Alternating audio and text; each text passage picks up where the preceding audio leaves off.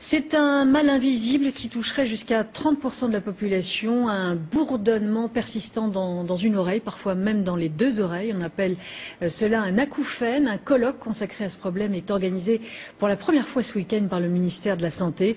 Olivier Poncelet, Michel Andelade ont recueilli le témoignage d'une femme qui a dû renoncer à sa carrière de médecin.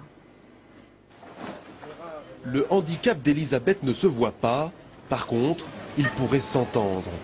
Par exemple, elle ne supporte pas le bip-bip de la caisse enregistreuse. Le bruit des caisses est trop puissant et trop vif et je peux pas parce que sinon je vais fondre en larmes dans les 10 minutes dans le magasin.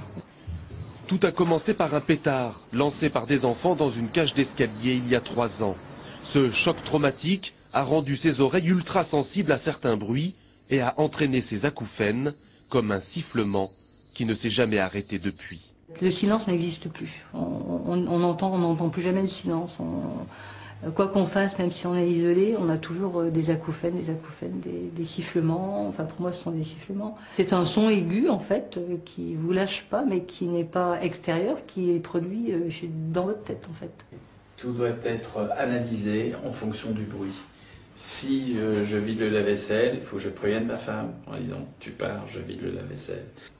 Car non seulement elle vit avec ses acouphènes, mais elle doit aussi se protéger contre la plupart des sons aigus, des bruits qu'elle subit quand elle les entend, comme une torture.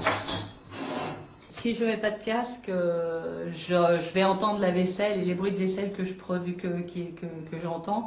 Je les reproduis dans mes oreilles pendant 2-3 jours d'affilée. J'entends des vers tout le temps. On ne guérit pas de ces troubles auditifs, ils s'installent à vie, mais peuvent évoluer. Le stress va renforcer l'acouphène, mais également ce bruit inopportun qu'on entend va aussi renforcer le stress.